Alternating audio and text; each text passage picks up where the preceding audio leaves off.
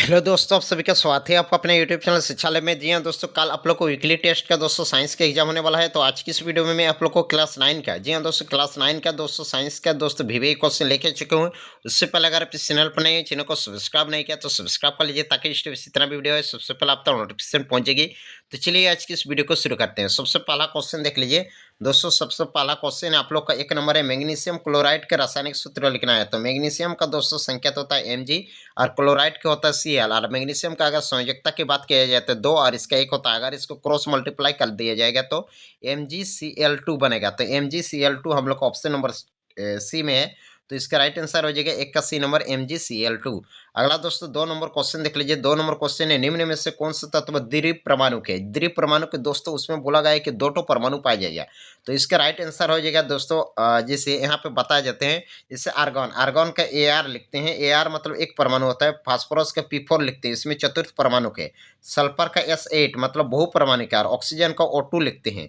यहाँ पे देख लीजिए 2 परमाणु है, O प्लस O 2 परमाणु है, यानी कि इसका राइट आंसर होगा द्विपरमाणु है। तो इसका राइट आंसर हो जाएगा ऑक्सीजन, यानी कि 2 का आंसर हो जाएगा option number D oxygen. 3 number question देख लीजिए।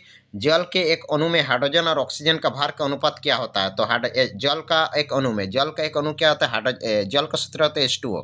इसमें हाइड्रोजन और ऑक्सीजन का भार निकाला। तो हाइड्रोजन का द्रव्यमान होता है 1 और यहाँ पर 2 है, तो 1 × 2 होगा।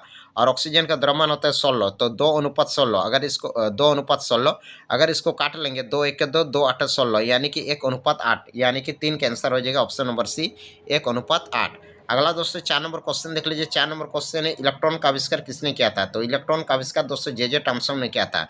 तो 4 का आंसर हो जाएगा option number C. 5 number question देख लीजिए। परमाणु के नाभिक में कौन सा कण उपस्थित होते हैं। जी हाँ दोस्तों, ये जो नाभिक होते हैं, नाभिक यहाँ पे नाभिक रहता है।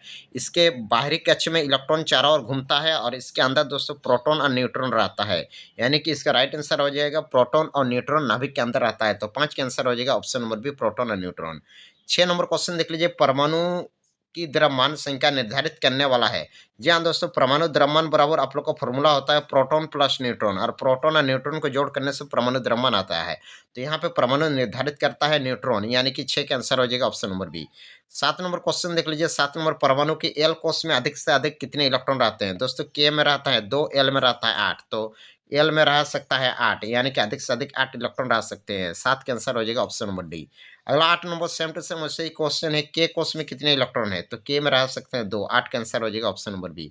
9 नंबर क्वेश्चन देख लीजिए। कैल्शियम कार्बोनेट का सूत्र क्या है। तो कैल्शियम का सी होता है, कार्बोनेट का CO3। इसका 2 होता है संयोजकता, इसका भी 2, 2 2 कट जाएगा तो CaCO3, यानी कि कैल्शियम कार्बोनेट का सूत्र बना CaCO3। तो इसका राइट आंसर हो जाएगा ऑप्शन नंबर डी। अगला 10 नंबर क्वेश्चन देख लीजिए। न्यूट्रॉन पर आवेश कितना होता है। तो न्यूट्रॉन पर कोई आवेश नहीं होता है, यानी कि नेगेटिव चार्ज होता है।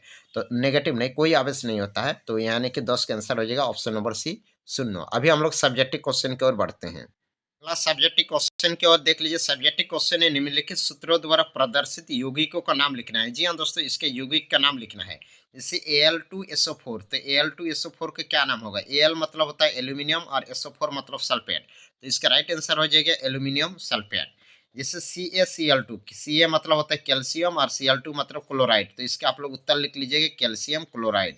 नेक्स्ट है K2SO4, के मतलब होता है, जैसे यहाँ पे देख लीजिए, यहाँ पे Al2SO4, Al मतलब होता है एल्यूमिनियम और SO4 मतलब सल्फेट, एल्यूमिनियम सल्फेट लिख लीजिएगा। Ca मतलब होता है कैल्शियम और Cl मतलब क्लोराइड, कैल्शियम क्लोराइड इसका लिख लीजिएगा। K2SO4, के मतलब होता है पोटेशियम और SO4 मतलब होता है सल्फेट, तो पोटेशियम सल्फेट इसका होगा। अगला KNO3, के माने पोटेशियम और NO3 मतलब नाइट्रेट, पोटेशियम नाइट्रेट होगा। अगला क्वेश्चन देख लीजिए। CaCO3, Ca मतलब होता है कैल्शियम और CO3 मतलब कार्बोनेट, तो इसका होगा कैल्शियम कार्बोनेट। अगला क्वेश्चन देख लीजिए। अगला क्वेश्चन 3 कक्षाओं वाले बोर के परमाणु मॉडल का चित्र बनाना है। तो बोर का परमाणु मॉडल 1 2 3 कक्षा लेकर बना लीजिएगा गोल गोल। सबसे अंदर दोस्तों नाभिक होता है, उसके बाहर दोस्त के कक्ष होता है, फिर L फिर M फिर N O, ये सब बढ़ते जाता है। तो हम लोग को 3 कक्षा बोला है। तो पहले K लिखेगा, फिर L फिर M। K को कक्षा नंबर 1 बोलते हैं, फिर N को कक्षा नंबर 2 और M को कक्षा नंबर 3। तो ये आप लोग फिगर बना लीजिएगा, KLM 1 2 3 और अंदर नाभिक दिखा लीजिएगा। अगला क्वेश्चन देख लीजिए। अगला क्वेश्चन है, कार्बन और सोडियम के परमाणु का इलेक्ट्रॉनिक विन्यास को लिखना है। तो कार्बन का फर्स्ट सेल में, जी हाँ दोस्तों, कार्बन का अगर परमाणु संख्या की बात की जाए तो 6 होता है। तो फर्स्ट में के में आप लोग को 2 इलेक्ट्रॉन रह सकता है और एल में 4, 2 + 4 करने से 6 होगा, यानी कि इसका इलेक्ट्रॉनिक वितरण होगा 2,4। अगला आप बोला गया है कि सोडियम का परमाणु संख्या होता है 11, सोडियम का परमाणु संख्या होता है 11। तो इसके आप लोग लिखे के में आप लोग 2 लिख लीजिएगा, के बाद एल होता है, एल में 8 होता है, 2 और 8 10, के एल एम में 1 लीजिएगा, के 2,8,1 आप लोग लिख लीजिएगा। इसके इलेक्ट्रॉनिक विन्यास होगा 2,8,1। आगे देख लीजिए, आगे क्वेश्चन है, निम्न यौगिकों का आणविक द्रव्यमान का परिकलन करना है। तो आणविक द्रव्यमान निकालना है। सबसे पहले यहाँ पे आप लोग देख लीजिए H2 का आणविक द्रव्यमान क्या होगा। तो H2 हम कुछ बता देते हैं, H का होता है परमाणु द्रव्यमान 1, तो 1 गुना 2 कर लीजिएगा, तो 1 गुना नीचे 2 है, तो 2 1 2, 2 U लिख लिए, 2 यूनिफाइड इसका राइट आंसर होगा। और उसके बाद देख लीजिए O2 लिखना है। तो O का होता है 16 होता है, 16 गुना 2, 16 2 कितना होगा 32 U इसका राइट आंसर हो जाएगा। अगला देख लीजिए Cl का होता है 35.5, तो 35.5 गुना नीचे 2 है, तो 35.5, 5 2 10 का 0 अस्सी 10 11 का 81 71.0 होगा, यानी कि 71.0 यू होगा।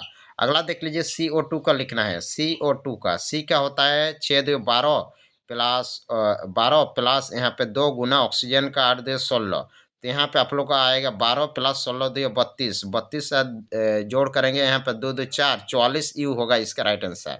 अगला CH4 का देख लीजिए, CH4 का भी उसी प्रकार लिख लीजिएगा। सी क्या होता है 12 प्लस हाइड्रोजन का 1 गुना 4, तो यहाँ पे आ जाएगा 12 प्लस 4, 12 और 4 होगा 16, तो 16 यू होगा।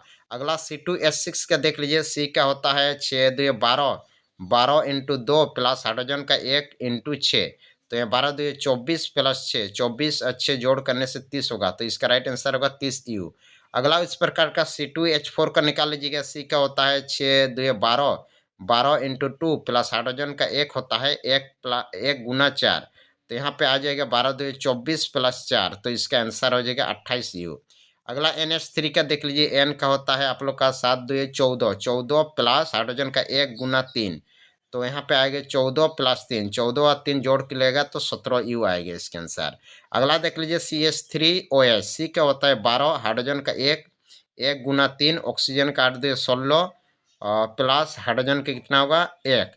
अब इसका आएगा 12 प्लस 3 प्लस 16 और 1 17, तो यहाँ पे होगा 12 प्लस 17 और 3 20, 20 और यहाँ पे 2 होगा, 3 और 1 4 42 होगा इसका राइट आंसर। तो ये था दोस्तों आप लोग का आणविक द्रव्यमान निकालने के लिए। इस प्रकार से आप लोग आणविक द्रव्यमान निकाल लीजिएगा।